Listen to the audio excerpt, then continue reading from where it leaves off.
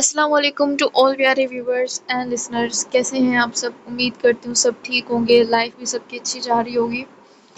آج والے episode seriously میں نے چھپ کے لکھی ہے، مطلب میں نے روم میں کسی کو نہیں آنے دیا ہے۔ ماما میرے سے آ کے بیٹھ گئی تھی تو میں نے ان کو کہا آپ پلیز یہاں سے جائیں، مجھے اسٹوری لکھنے دیں۔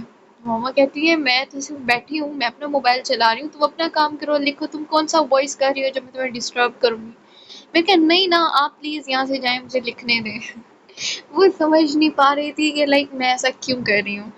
ایسا کیوں؟ کیونکہ یہ صرف ایک ناول نہیں رہا، اس کو لکھتے ہوئے میں خود اپسیٹ ہوتی ہوں، میں خود روتی ہوں، ٹھیک ہے؟ صرف آپ لوگ پڑھتے ہوئے نہیں روتے ہو، ہم رائٹرز بھی ان سینس کو فیل کرتے ہیں باقاعدہ، خوشی والے پر خوش ہوتے ہیں، سیڈ پر سیڈ ہوتے ہیں، اور جس پر رونا ہوتا ہے اس کے اوپر سیریسلی روتے بھی ہیں۔ اور جو لائن لکھا جاتا ہے نا، دل بند ہو گیا، سانس بند ہو گئی، یہ بالکل ریئل احساس ہوتے ہیں، ٹھیک ہے؟ کوئی فیک نہیں ہوتے، اس ٹائم پہ جو فیل ہو رہا ہوتا ہے نا، وہی ساری فیلنگس ہے وہ لفظوں کے تھرو آپ کو بتائی جاتی ہے کہ بھئی کیسا فیل ہوا تھا یہاں پر، اور آپ لوگ بھی پھر ویسے اس کو فیل کرتے ہیں۔ سو آپ لوگ بڑا انسسٹ کر رہے تھے پلیز اس سچ کو لے کے آئیں۔ اب یہ اتنا بڑا سچ ہے جس کو 1 2 یا 3 ایپیسوڈ میں کور کر پانا بہت مشکل تھا، ٹھیک ہے؟ اب آہستہ آہستہ کر کے ہم لوگ اس کو کور کریں گے، اور آپ لوگوں کو آلریڈی پتہ ہے، مجھے بتانے کی ضرورت نہیں ہے کہ اب آگے کیا ہوگا، زحال ان کے ساتھ کیا کرے گا۔ تو اسٹارٹ کرتے ہیں، ٹارگٹ کمپلیٹ کر لیجیے گا۔ سب کی نظریں دروازے پر لگی اس بیسٹ پر گئی جس کی آنکھوں سے اس وقت سرخ خون چھلکنے کے قریب تھا۔ بال ماتھے پر بکھرے اور گریبان کھلا اس کی دہشت کو مزید واضح کر رہا تھا۔ اس کے دونوں ہاتھ پہلو میں پڑے تھے جن میں سے ایک لوہے کی راڈ تھی۔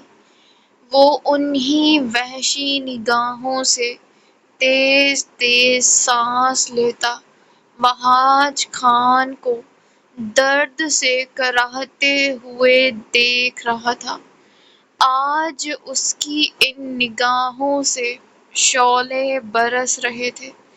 آج وہ خود میں ایک آگ بن کر اس حویلی میں آیا تھا جس سے اسے ذلیل و رسوا کر کر ان لوگوں کی مکاری کی وجہ سے نکالا گیا تھا۔ آج وہ اسی مجرم کو گھسیٹ کر واپس لے آیا تھا، وہ اس کی بھی دردناک موت بن کر۔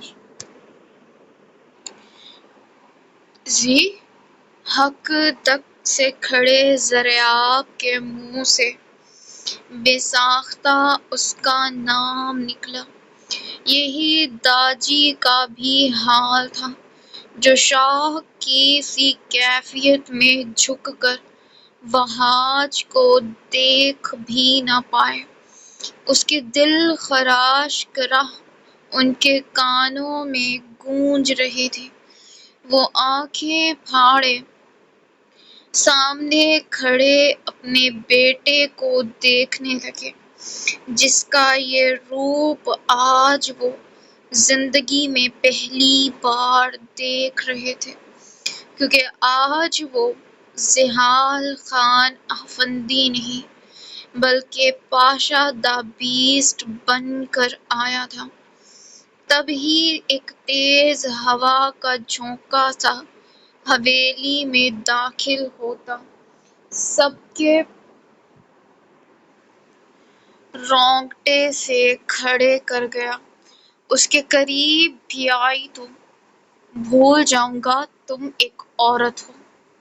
پیچھے زحال کی دھاڑ پر بیلا لڑکھڑا کر 2 قدم پیچھے ہٹ گئی اور سانس روکے آنکھیں پھاڑے اسے دیکھنے لگی۔ زحال کی نگاہیں وحاج کے شدید درد میں کراہتے وجود پر ہی ٹکی تھی۔ دیکھتے ہی دیکھتے اس کے اندر ایک وبال سا اٹھتا چلا گیا۔ اس نے راڈ پر گرفت مزید مضبوطی سے کرتے جبڑے زور سے کھینچ لیے۔ آپ کی بہن پر ظلم کیا گیا ہے، اسے جان سے مارنے تک کی کوشش کی گئی تھی۔ برہان کے الفاظ اس وقت پاشا کی سماعتوں میں گونجتے، اس کے پورے بدن میں سرد لہر سی دوڑا گئی۔ اس نے آگے آتے وحاج کو اٹھا کر سیدھا لاؤنج کے وسط میں رکھی شیشے کی ٹیبل میں دے مارا۔ اس کے اس عمل پر سیماب کے ساتھ ساتھ بیلا کی بھی زبردست چیخ حویلی میں گونج اٹھی۔ ضریاب آنکھیں پھاڑے سانس روکے ذیحال کو دیکھنے لگے۔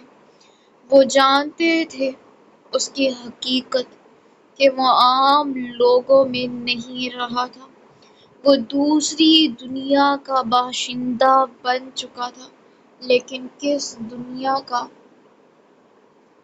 وہ آج دیکھ رہے تھے۔ وہیں نوشہروال صاحب کو ایک زور کا جھٹکا سا لگا تھا۔ اپنے بیٹے کو جانور کے روپ میں دیکھ ضریاب درد سے کراہتے ہوئے وحاج کو دیکھنے لگے۔ اسے اس حال میں دیکھ ان کا دل یکدم سے مٹھی میں آ گیا تھا۔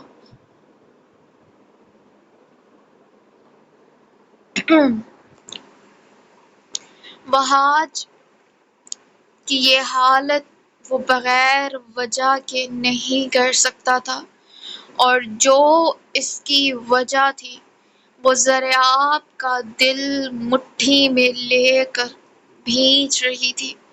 انہوں نے خوف زدہ سی نگاہوں سے ذیحال کی جانب دیکھا، جو بنا کسی کا لحاظ کیے وحاج کو مارتا چلا جا رہا تھا۔ داجی اس کے ہاتھ پکڑنے کی کوشش کر رہے تھے۔ موریں بھی آگے آتی ذیحال کو روکنے کی کوشش کرنے لگیں۔ اپنے لالا کی حالت بری ہوتے دیکھ بیلا چیختی ہوئی بری طرح سے لرزنے لگی تھی۔ وہ چیخ رہی تھی، لیکن ضریاب کو کچھ سنائی نہیں دے رہا تھا۔ وہ پتھر بنے کھڑے صرف ذیحال کو دیکھ رہے تھے، جس کے سر پر آج خون سوار تھا۔ بیلا نے روتے ہوئے جلدی سے داراب کو کال کی۔ وہ اس وقت پولیس اسٹیشن میں ہی موجود تھا۔ اس کے سامنے دو لوگ بیٹھے تھے، جن میں سے ایک وکیل تھا اور ایک اسے ہائر کرنے والا، شاید مجرم کا کوئی رشتہ دار۔ ٹیبل پر پڑا موبائل بیپ کرنے لگا تھا۔ داراب نے ایک نظر موبائل اسکرین پر ڈالی، جہاں بیلا ڈائن نام جگمگا رہا تھا۔ اسے بیلا کا نام دیکھ کر حیرت ہوئی، کیونکہ وہ کبھی اسے کال نہیں کرتی تھی۔ تو آج بھی داراب نے کچھ خاص نوٹس نہیں لیا تھا۔ اتنی جلدی تو اسے کسی کا باپ بھی نہیں نکال سکتا یہاں سے، چاہے جس کورٹ کا دروازہ کھٹکھٹا لو۔ یہ داراب خان اسے اسی جیل میں سڑا کر مارے گا۔ وہ بیل کے پیپرز ان دونوں کے منہ پر پھاڑتا ایک پیپر پر سائن کرنے لگا۔ ان کے ان سائن کر کر ان کے منہ پر دے مار گیا، جس میں صاف لکھا تھا کہ یہ کیس صرف داراب خان کے انڈر رہے گا۔ تم جانتے ہو تم کس کے آدمی کو اندر رکھ رہے ہو؟ اس شخص کو داراب کی حرکت پر طیش آیا تھا۔ تم جانتے ہو تم کس کے سامنے بیٹھ کر یہ پوچھ رہے ہو؟ اس نے سرد مہری سے الٹا سوال داغا۔ پیپر اٹھاؤ اور چلتے بنو۔ وہ ان دونوں کو ہری جھنڈی دکھاتا باقی کے کیسز دیکھنے لگا کہ تب ہی اس کا موبائل پھر سے زوں زوں کرنے لگا۔ اس نے بیلا کا نام دیکھتے کوفت سے کال اٹھاتے کان سے موبائل لگایا۔ کون سی قیامت آ گئی جو تم سانس بھی نہیں لے رہی؟ تمہارے مائک نہیں بیٹھا جو کالز پر کالز کر رہی ہو؟ وہ کال اٹھاتے دانت بھینچ کر دبی آواز میں گرلایا، داراب داراب گھر آؤ، جلدی گھر آؤ۔ وہ بنا اس کی بات کو خاطر میں لائے روتی ہوئی بولی، کیوں؟ ایسا کیا ہو گیا اور تم کیوں ٹسمے بہارے؟ وہ اس کے آنسوؤں کی وجہ تڑک کر پوچھ ہی رہا تھا جب اسے پیچھے سے سب کی چیخو پکار سنائی دی۔ وہ یک دم اپنی جگہ سے اٹھ کھڑا ہوا۔ یہ شور کیسا ہے؟ کیا ہو رہا ہے وہاں؟ وہ بے چینی سے پوچھتا، ان آوازوں کو سمجھنے کی کوشش کرنے لگا۔ زی میرے لالا کو مار رہے ہیں، پلیز ہمارا مدد کرو داراب۔ وہ پھوٹ پھوٹ کر رو پڑی تھی، نظریں اس درندے پر ہی ٹکی تھیں جس کے ہاتھ آج کسی کے قابو نہیں آ رہے تھے، یہاں تک کہ نوشیروان صاحب کے بھی نہیں۔ دریاب تو کچھ کر ہی نہیں رہے تھے۔ ان کے ذہن میں اس وقت الگ ہی طوفان اٹھ چکا تھا۔ واٹ؟ کون سے والے کو؟ رکو میں ابھی آیا۔ وہ حیران و پریشان سا ہوتا ایک کانسٹیبل کو ان دونوں کو اپنے آفس سے نکالنے کا اشارہ کرتے خود کھانے سے باہر نکل آیا۔ ہاں ہاں جلدی آؤ، مدد کرو لالا کی۔ میں آ رہا ہوں، تم فکر نہ کرو۔ اس کے اس جملے پر بیلا کو پہلی بار داراب کے لیے اپنے دل میں کوئی احساس محسوس ہوا تھا جسے اگلے ہی پل وہ فوراً سے بری طرح سے ختم کر گیا۔ اس نے کوئی کسر چھوڑی تو وہ میں پوری کر دوں گا ڈیئر بیگم۔ یہاں بیلا کو ایک دم سے جھٹکا سا لگا۔ داراب کال کاٹ چکا تھا، جبکہ بیلا کو لگا وہ سانس بھی نہیں لے سکی۔ ان بھائیوں کو وہ توڑنے کا سوچ رہی تھی۔ یہ سب کے سب بہت بڑی توپ تھے جن کو ولی برادرز سمجھنے سے ہی قاصر تھے۔ دریاب تم کھڑا کیوں ہے؟ اس کو روکو۔ داجی بات اپنے ہاتھ سے نکلتے دیکھ دریاب کو دھاڑتے ہوئے پکارنے لگے، لیکن وہ نہیں ہل سکے اپنی جگہ سے۔ اسی وقت باہر ایک گاڑی آ کر رکی تھی جس کے رکتے پامیر اور یاقوت باہر نکل کر اندر کی جانب جانے ہی لگے تھے کہ یاقوت کے قدم آخری سیڑھی پر رک گئے۔ لے جاؤ ان کو یہاں سے، ہم کو تمہارا شکل بھی نہیں دیکھنا۔ داجی کے وہ ترش الفاظ اس کی سماعتوں میں گونجتے دل کو ایک ہی جھٹکے میں مٹھی میں دبوچ گئے۔ معمر نے آج کچھ یاد نہیں رکھا تھا۔ وہ سیدھا زحال کے پاس جاتے اسے پیچھے سے جکڑ کر بہاج سے دور کرنے لگا، جو اب سانس بھی اٹک اٹک کر لے رہے تھے۔ بھائی بھائی کیا کر رہے ہیں؟ چھوڑیں ان کو۔ وہ اپنی پوری طاقت لگائے اسے پیچھے کی جانب کھینچ رہا تھا، لیکن زحال کے سر پر جیسے خون سوار تھا۔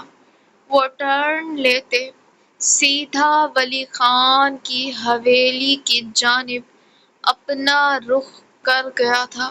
اسٹیئرنگ پر گرفت مضبوط تھی، آنکھوں میں وحشت ناچ رہی تھی۔ اس کی گاڑی دوسری گاڑیوں کو اوور ٹیک کرتی فل اسپیڈ میں تھی۔ بہاج خان لاؤنج میں ہی موجود تھے جب ایک ملازم ان کے لیے کافی کا مگ لے کر آیا۔ این بھی وہیں موجود تھی۔ اس کی طبیعت اب تک ناساز تھی۔ تم کو کیا ہوا ہے؟ اتنا مرنے والا کیوں ہو گیا تم؟ وہ کب سے اسے دیکھ رہے تھے۔ وہ مسلسل کانپ رہی تھی، یہاں تک کہ ملازمہ نے اس پر گرم اونی شال تک ڈال دی تھی۔ تم کو وہ بیگ یاد نہیں ہے؟ وہ حیران سی کانپتی ہوئی آواز میں پوچھنے لگی۔ بہاج کی آنکھوں کے سامنے پل میں وہ منظر لہرا گیا، ساتھ ہی ان کے چہرے کے زاویے بگڑنے لگے۔ تم کچھ اچھا یاد نہیں کروا سکتا تو برا بھی یاد نہیں کرواؤ، بے وقوف عورت۔ وہ دانت بھینچ کر گرلاتے کافی کا مگ اپنے لبوں سے لگا گئے۔ یہ بلاج آج کل کدھر رہنے لگا ہے؟ رات کو بھی گھر نہیں آتا؟ این اسے کافی دنوں سے نوٹ کر رہی تھی کہ وہ واقعی منظر سے غائب رہنے لگا تھا۔ اچائے نہیں آتا۔ جب تک اس لڑکی کا قصہ ختم نہیں ہو جاتا وہ نہ ہی آئے۔ پتہ نہیں وہ کدھر گئی۔ ہم کو سمجھ نہیں آ رہی یہ بلیک شیڈو ہے کون، اور ہمارا کام میں ناک کیوں اڑا رہا ہے؟ وہ اس اڑتی ہوئی بھاپ کو دیکھ بے اختیار سوچنے لگے۔ زحال کی گاڑی برق رفتاری سیدھا ان کی حویلی کے سامنے آ چکی تھی۔ گاڑی سے اترتے وہ بھاری قدم اٹھاتا ہوا اندر کی جانب بڑھ رہا تھا۔ اسے نہیں یاد تھا کہ بچپن میں کب آخری بار وہ یہاں آیا تھا بھی یا نہیں، لیکن آج وہ طوفان کی طرح اس حویلی میں داخل ہوا تھا، جسے دیکھ یہاں کی فضا میں سنسنی سی پھیلتی چلی گئی۔ اس کی نظر بیچ میں پودوں کا کام کرتے ہوئے مالی پر پڑی۔ اس کے ہاتھ میں ایک لوہے کی راڈ تھی جو پلک جھپکتے اس بیسٹ کے ہاتھ میں آ گئی تھی۔ مالی ہکا بکا سا اس کی آنکھوں میں اترے خون کو دیکھ ڈر کر یک دم پیچھے ہٹ گیا۔ جتنی جلدی ہو سکے ہم کو اس زرتشم کو مارنا ہے۔ وہ لڑکی بہاج خان بول ہی رہے تھے جب ان کی حویلی میں اس بیسٹ کی دھاڑ گونجی۔ این کرنٹ کھا کر پیچھے مڑتی حویلی کی دہلیز پر کھڑے زحال کو دیکھنے لگی، لیکن وہاج خان تو گویا سانس بھی نہیں لے سکے۔ کافی کا مگ تھامے ہاتھ یک دم سے پتھرا چکے تھے۔ عین اپنی جگہ سے اٹھ کھڑی ہوئی اور آنکھیں پھاڑے بس زحال کو دیکھتی رہی، جو آج پہلی بار اس کے سامنے آیا تھا۔ زحال ان کی حیرت کو بنا کسی خاطر میں لائے سیدھا ان کے جبڑے پر ایک گھونسا رسید کرتے انہیں کالر سے دبوچ کر اپنے سامنے کھڑا کر گیا۔ اس کا ہاتھ وہاج پر اٹھتے دیکھ عین کے منہ سے زبردست چیخ برآمد ہوئی۔ زی ہمارا بات سنو۔ وہ اپنی صفائی میں کچھ کہنے ہی لگے تھے جب وہ راڈ سیدھا ان کے سر پر لگی۔ وہ بے رحم بنا ان کی بات سنے بغیر زمین بوس کرتے ان کے سینے پر گھٹنا ٹکا گئے۔ زرتشم نوشیروان خان، اس نے ایک ایک لفظ پر زور دیتے زرتشم کا نام لیا۔ جب وہاج کو اس کی آنکھوں میں اپنی دردناک موت دکھائی دی۔ میری بہن ہے، ان کا سر اٹھاتے وہ ان کے کان میں سور پھونک رہا تھا۔ اور تو نے اس کے ساتھ یہ کیا؟ ہاں، آخر میں دھاڑتے ہوئے وہ وہاج خان کو گلے سے دبوچتا ان کی سانس تک روک گیا۔ عین تو اس کا یہ درندوں والا روپ دیکھ کر ہی اپنی جگہ سہم چکی تھی۔ اس کے منہ سے سانس نکلنے تک کی مدھم سی آواز بھی سنائی نہیں دے رہی تھی، اور آج تو یہاں کے گارڈز میں بھی اتنی ہمت نہیں تھی کہ ان کے درمیان میں دخل اندازی ہی کر لیں۔ ہم تم کو سب بتاتا ہے۔ وہ کانپتی ہوئی آواز میں کچھ کہنے کی کوشش کرنے ہی لگے تھے جب زحال نے ان کو ایک جھٹکے میں کھڑا کرتے اپنے مقابل کیا۔ آج صرف میں بتاؤں گا کہ زرتشم نوشیروان کون ہے۔ اس کے یہ کہتے وہاج کی دلخراش چیخ حویلی میں گونج اٹھی۔ عین نے پھٹی پھٹی نظروں سے ان دونوں کو دیکھا، جہاں وہاج خان کا ایک بازو دائیں جانب ڈھلکا ہوا بے جان سا ہو گیا تھا۔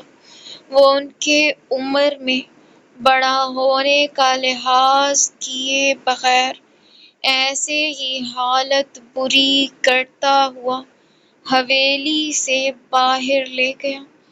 عین اس کے پیچھے چیختی ہوئی باہر آئی تھی، لیکن وہ وہاج کو اپنی گاڑی میں ڈال کر گاڑی ہی اڑا لے گیا تھا اور اب اپنی حویلی میں آتے ان میں رہی سہی طاقت بھی ختم کر رہا تھا۔ بھائی پامیر کی چیخ پر یاقوت کو جیسے ایک دم سے ہوش آیا۔ وہ ہر بات کو بھول کر اپنے قدم حویلی کے اندر رکھتے زحال کے پاس آ گیا۔ دونوں زحال کو پکڑ کر وہاج سے الگ کرتے دور لے گئے۔ تم پاگل ہو گئے ہاں؟ نوشیروال اس کی جانب دیکھتے ہوئے پوری قوت سے دھاڑے۔ ہاں، ہو گیا ہوں میں پاگل۔ آج نوشیروال خان کی دھاڑ سے اونچی آواز، گرجدار آواز زحال خان افندی کی تھی۔ وہ خود کو یاقوت اور پامیر کی گرفت سے چھڑواتے وہاج کو اشتعال انگیز نگاہوں سے دیکھنے لگا، جیسے اسے اسی طرح زندہ سالم نگل جائے گا۔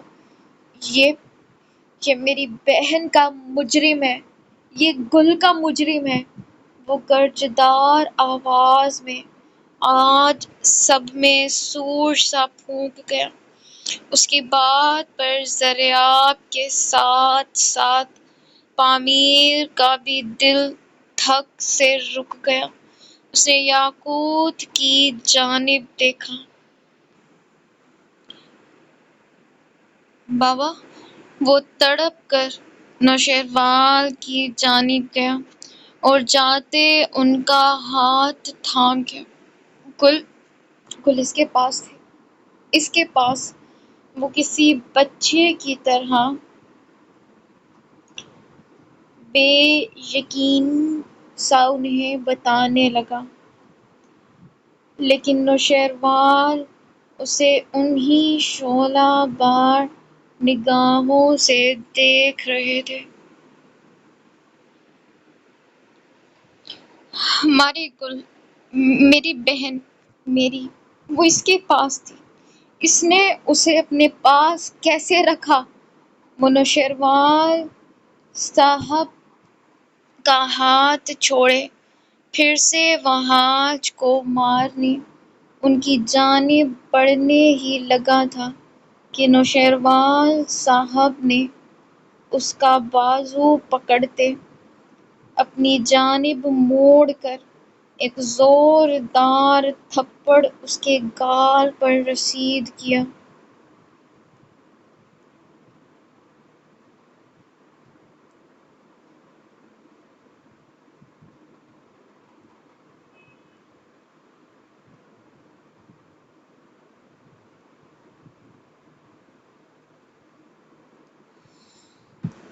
بھائی! اسے تھپڑ پڑتے دیکھ یاقوت اور پامیر ایک جھٹکے میں اس کے پاس آ گئے، جبکہ زحال اپنے گال پر ہاتھ رکھے سانس روکے انہیں دیکھنے لگا۔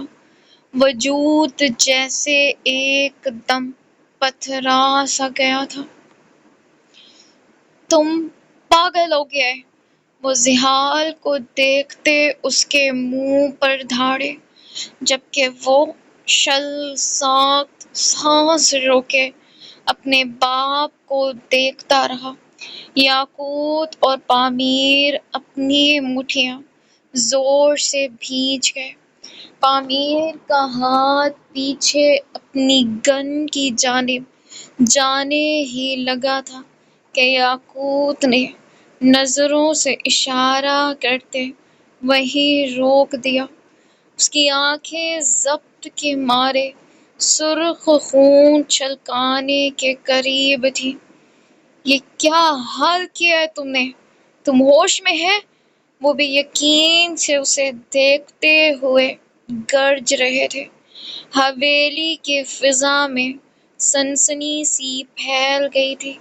ایک دم ہر جانب سکوت سا چھا گیا تھا، جیسے کوئی ویران قبرستان ہو، ہر کوئی سفید رنگت سا مردہ۔ میری بہن اس کے پاس تھی، وہ دھیمی آواز میں ٹرانس کی سی کیفیت میں بولا۔ ضریاب ضبط سے آنکھیں زور سے میچ گئے۔ ہم جانتا ہے۔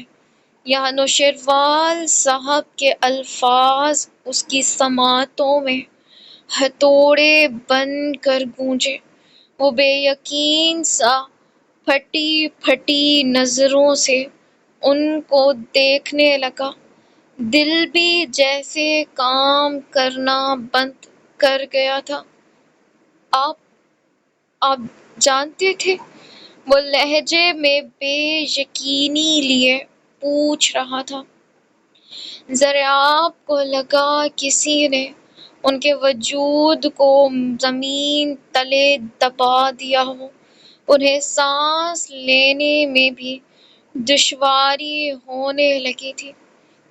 وہ ان کے پاس تھی، انہوں نے اس کا کیا حال کر دیا۔ آپ یہ جانتے تھے کوئی اسے اس صدمے سے باہر نکال لائے، ورنہ وہ یہ جان کر عنقریب پاگل ہونے والا تھا۔ وہ کیسے یہ جان کر خاموش ہو سکتے تھے؟ لیکن جانتا وہ بھی نہیں تھا پوری حقیقت کہ وہ اب بھی اس سے واقف نہیں ہے، ایسی حقیقت جس سے شاید انجان رہنا ہی اس کے لیے بہتر تھا۔ بولے نا! نوشیروان صاحب کی خاموشی پر وہ آخر میں دھاڑ اٹھا تھا۔ اس کی دھاڑ پر فرخندہ بیگم منہ پر ہاتھ رکھے اپنی ہچکی کا گلا دبا گئی۔ ہاں، ہم جانتا تھا۔ ان کی آنکھوں کے سامنے وہ منظر لہرانے لگا تھا جس میں وہاج خان اپنے ساتھ بالاج کو لے کر آئے تھے۔ تھوڑی دیر بعد ان کا نکاح پڑھوا دیا گیا تھا اور یہ کہہ دیا گیا تھا کہ آج یہ دشمنی برابری پر آ گئی ہے۔ اس حویلی کی بیٹی کے ساتھ زیادتی کر کر اسے اگر یہاں نکاح کر کر رکھا گیا تھا تو اس حویلی کی بیٹی کو بھی بدلے میں دیا جائے۔ اس دن نوشیروان صاحب اپنے دل پر پتھر رکھتے زرتشت کے لیے موت کی سزا سنا گئے تھے۔ وہ جو کبھی اپنے بھائی کے لیے کھڑی ہوتی تھی، آج اپنے لیے ایک لفظ تک نہیں بول پائی۔ اس کی تو گویا روح قبض کر لی گئی تھی۔ اس کے اپنے تو اس کے بھی نہ نکلے۔ اس دن نوشیروان صاحب نے بیٹی بھی قربان کر دی تھی۔ دونوں جانب غلط فہمی بڑھ رہی تھی۔ نہ وہ جانتے تھے کہ آج زحال کیوں لایا تھا وہاج کو، اور نہ وہ جانتا تھا کہ اس کا باپ کس سچ کے جاننے کا کہہ رہا تھا۔ آپ نے اس کے ساتھ یہ سب ہونے دیا؟ وہ صدمے میں تھا۔ آج اس کے لیے صدمے جیسا لفظ بھی بہت چھوٹا تھا۔ وہ قصاص تھا۔ ہمارے بیٹے نے جو گناہ کیا تھا اس کا بدلہ۔ یہاں زحال کے پورے وجود کو جھٹکا سا لگا تھا۔ وہ بے یقینی کی سی کیفیت میں ان کو دیکھنے لگا۔ کیا آج پھر اسے صفائی دینی تھی؟ قصاص کا کیا مطلب؟ ہاں، اسے وہ مطلب بتائیں۔ اس کی سوچنے سمجھنے کی سخت کام نہیں کر رہی تھی۔ ونی کر دیا تھا ہم نے گل کو۔ باہر بادل کے پھٹ جانے کی آواز گرجی تھی اور اندر زحال کے دل کے ٹوٹ کر بکھر جانے کے۔ وہ اپنی جگہ ایک دم جیسے پتھرا سا گیا۔ سانس سینے میں ہی کہیں اٹک گئی تھی۔ اسے ضرورت تھی کسی کی۔ وہ بے جان سا پیچھے گرنے لگا تھا جب یاقوت اور پامیر نے اسے ایک ایک بازو سے تھام کر پریشانی سے اس کی جانب دیکھا۔ اس کی رنگت سفید مردہ جیسی لگ رہی تھی، جیسے روح اس کے وجود کو چھوڑ چکی ہو۔ آج اس حویلی کے لوگوں نے ایک بار پھر اس معصوم دل کو چکنا چور کر دیا تھا۔ آج پھر اسے زندہ کھڑے کھڑے مار دیا گیا تھا۔ کیا ان کو اس پر ترس نہیں آتا تھا؟ اس حویلی کی ایک ایک اینٹ ذیحال خان افندی پر ہوئے ظلم پر چیخ اٹھی تھی۔ اس کی گرے جھیل سی آنکھیں ٹرانس کی سی کیفیت میں گھوم کر شرمسار کھڑے ضریاب کی جانب گئی، جو مجرم بنے سر جھکائے کھڑے تھے۔ سیماب نے بھی اسی وقت ان کی جانب دیکھا، جن کی آنکھوں سے ٹوٹ کر گرنے والے موتی اس کی آنکھوں سے اوجھل نہ ہو سکے تھے۔ ذیحال ہکا بکا سا پتھرایا ہوا ان کو دیکھے گیا۔ آج وہ مجرم بھی اس کے ظالموں میں شمار ہو گئے تھے۔ وہ ضریاب کو دیکھتے ہوئے بوجھل قدموں سے ان کی جانب بڑھا۔ یاقوت بھی اس کے پیچھے دھیرے دھیرے چلنے لگا۔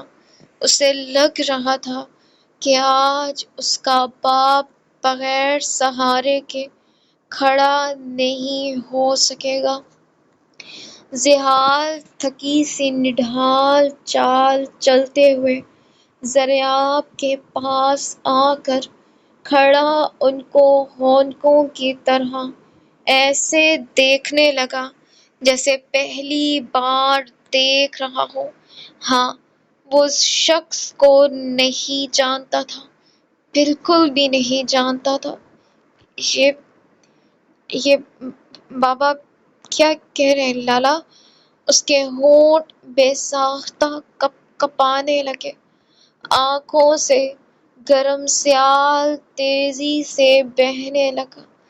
دل نہیں دھڑک رہا تھا اس کا، وہ تو شاید سانس بھی نہیں لے رہا تھا۔ ذیحال دھیرے سے ضریاب کے دونوں ہاتھ تھامے اپنے سینے تک لایا۔ بتائیں نا بابا، کیا کہہ رہے ہیں؟ ایسا نہیں ہے نا؟ بتائیں، وہ بتا دیں، ورنہ عنقریب اس کا دل پھٹنے والا تھا۔ وہ مزید درد تکلیف برداشت کرنے کا اہل نہیں تھا۔ سب کی سانس رکی ہوئی تھی، فضا میں موت کا سکوت سا چھایا ہوا تھا۔ لالا چپ کیوں ہیں؟ بولیں، ایسا نہیں ہے نا؟ بتائیں، آپ ایسا نہیں ہونے دے سکتے، ہے نا؟ ایک بار بول دیں کہ بابا غلط ہے، وہ بول دیں، آج تو بول دیں، ورنہ اسے آج کچھ ہو جانا تھا۔ اس کے دماغ کی کوئی رگ پھٹ جاتی، اس کی سانس رک جاتی۔ ذیحال نے اپنے نچلے لب کو دانتوں میں دباتے ہوئے ان کی کپکپاہٹ پر قابو پانے کی کوشش کرتے ایک زخمی مسکراہٹ ان کی جانب اچھالی۔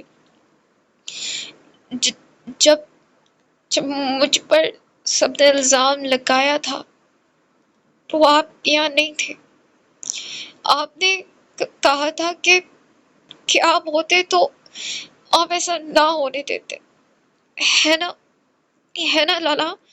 اس کی کانپتی ہوئی آواز پر یاقوت اور پامیر کے دل پھٹنے کے قریب تھے۔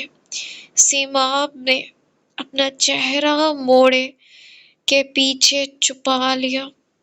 اس کی آنکھیں بھی رونے کے باعث لال ہونے لگی تھی۔ ماحول میں ایک فسوخیزی سی چھائی ہوئی تھی۔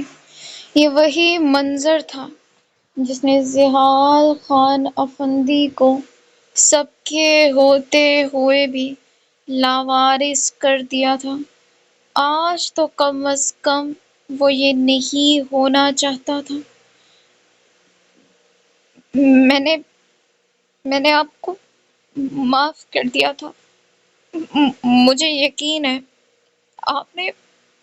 آپ نے گل کے وقت ایسا نہیں ہونے دیا ہوگا، ہے نا لالا؟ اس کی باتوں پر زریاب کا دل پھٹنے لگا تھا۔ وہ سر جھکاتے آنکھیں ضبط سے بھیج کر رو پڑے تھے۔ نہیں لالا، نہیں، مجھے جواب دے۔ آپ کی خاموشی میرا دل بند کر رہی ہے۔ پلیز بولیں کہ ایسا نہیں ہے، پلیز پلیز۔ وہ نامحسوس طریقے سے ان کا ہاتھ دباتے ہوئے ضد کرنے لگا تھا۔ آج ان کا ایک لفظی جواب یا تو اسے مار جاتا یا زندہ کر جاتا۔ صرف ایک لفظ، میں نے کچھ نہیں کیا تھا، آپ کو پتا ہے نا؟ تو اس کی سزا میری بہن کو نہیں ملی، ہے نا لالا؟ نہیں ملی نا؟ بتاتے کیوں نہیں؟ ان کو خاموش دیکھ وہ چیخ پڑا تھا۔ اس چیخ میں درد بھانپتے یاقوت کا دل مٹھی میں آ گیا تھا۔ نوشیروال صاحب اس کی حالت دیکھ جیسے سکتہ میں چلے گئے تھے۔ ہاں، زریاب کے لب بمشکل پھڑپڑائے۔ ان کے لبوں سے ہاں سنتے زحال کے ہاتھوں سے ان کے ہاتھ بے اختیار چھوٹتے چلے گئے۔ زحال سانس روکے ان کو دیکھنے لگا۔ اس کی بہن اس کے نا کردہ گناہ کی وجہ سے منع کر دی گئی تھی۔ اس کے گناہ کی وجہ سے اپنی بہن کا اصل مجرم وہ خود تھا۔ زحال کی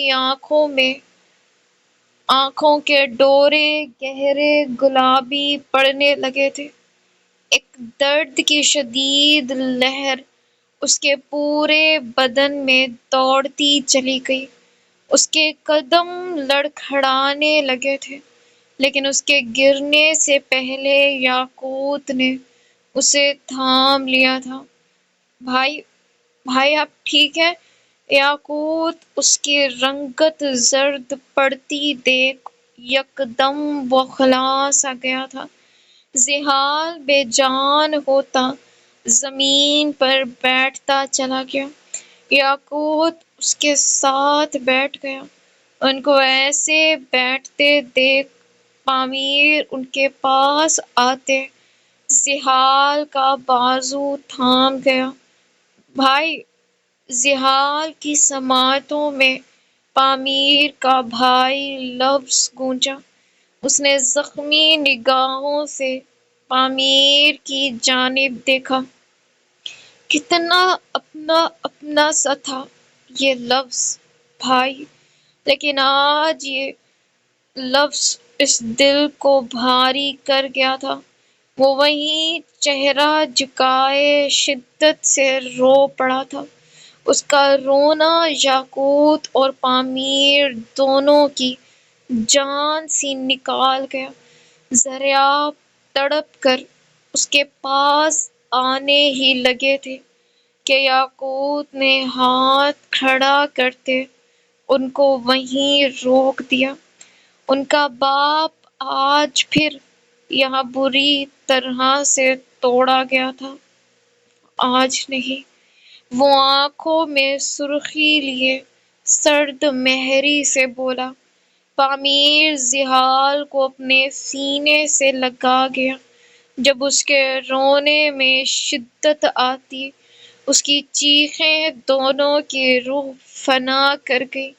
مورے تڑپ کر اس کے پاس دوڑی چلی آئی، بیلا فک رنگت سے اسے دیکھنے لگی۔ اس کی ایک دھاڑ کا اتنا اثر تھا کہ وہ اب تک اپنے لالا کے قریب نہیں جا سکی تھی جو بے سدھ زمین پر پڑے تھے۔ آج اس نے زحال کا وہ روپ دیکھا تھا جو اس کی آنے والی راتوں کی نیند اڑا کر رکھ دینے کو کافی تھا، لیکن یہ تو شروعات تھی۔ وہ نہیں جانتی تھی کہ ٹوٹی ہوئی چیز پہلے سے زیادہ خطرناک ہوتی ہے۔ اسے زحال سے بے تحاشا خوف سا آنے لگا تھا۔ وہ فرش پر پوری قوت سے ہاتھ مارتا چیخ پڑا۔ آج وہ جتنا چیختا کم تھا۔ وہ تکلیف، وہ درد اس کے اندر سے نہ نکلتا، کبھی نہیں۔ داراب بھی اسی وقت حویلی پہنچا تھا جب سامنے کا قیامت خیز منظر دیکھ وہ ششدر رہ گیا۔ ویورز، یہ تھی آج کے ایپیسوڈ۔ ٹویسٹ لمبا نہیں ہو رہا ہے، کافی ریڈرز کو لگ رہا ہے کہ یہ ٹویسٹ کافی لمبا ہو چکا ہے، ڈائریکٹ بس مہاجن بالاج کو سزا دی جائے۔ دیکھیں، ان کو سزا ملے گی، ٹھیک ہے، ہر مجرم کو اس کے کیے کی سزا ملے گی، لیکن اگر آپ اس کو پریکٹیکل لائف میں سوچیں، اگر ایسا کسی کے ساتھ ہو کہ وہ اس کنڈیشن میں رہتا ہے کہ ایک دم سے جا کے اپنے مجرم کو سزا دے دے، ذرا اس بات کو سوچیں صحیح۔ بے شک یہ ایک ناول ہے، ٹھیک ہے، یہ ہمارے ہاتھ میں ہے، ہم جب چاہیں جو مرضی کر سکتے ہیں، لیکن کچھ تو پریکٹیکل ہو، کچھ تو ریالٹی سے ریلیٹ کرتا ہو کہ اس کو آج پھر ویسے ہی توڑا گیا ہے۔ اس کی نہ کردہ گناہ کی سزا اس کی بہن کو دی گئی ہے، یہ بات اس کے لیے بالکل بھی چھوٹی نہیں ہے، ٹھیک ہے، تو اس کو تھوڑا سا وقت لگے گا بالکل ٹھیک ہونے میں، ٹھیک ہے۔ مجھے خود اچھا نہیں لگتا جب ہمارا ہیرو روتا ہے، سیریسلی میں خود رو پڑتی ہوں اس کو روتے ہوئے دیکھ لکھ کر۔ خیر، ٹویسٹ، یہ والا ٹویسٹ اب اینڈنگ کی طرف ہے، اور اس کی اینڈنگ کتنی تھرلنگ ہوگی یہ آپ سب جانتے ہیں۔ اپنے پیارے پیارے سے رسپانس کریں۔ ٹیک کیئر، اللہ حافظ۔